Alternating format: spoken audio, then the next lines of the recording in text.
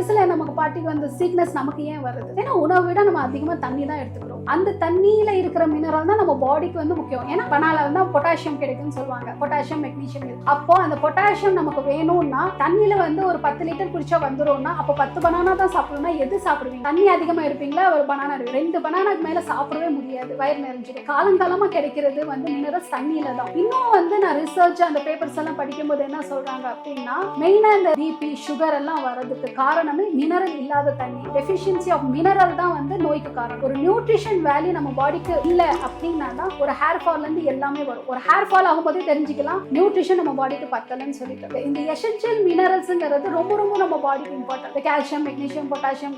அதுக்கேற்ற மாதிரி ஒரு நாளைக்கு எத்தனை கீரை சாப்பிட்டுக்கிறோம், இது இன்னைக்கும் சாப்பிட்றோமா மெக்னீசியம் கிடைக்கும்னு சொல்லிட்டு.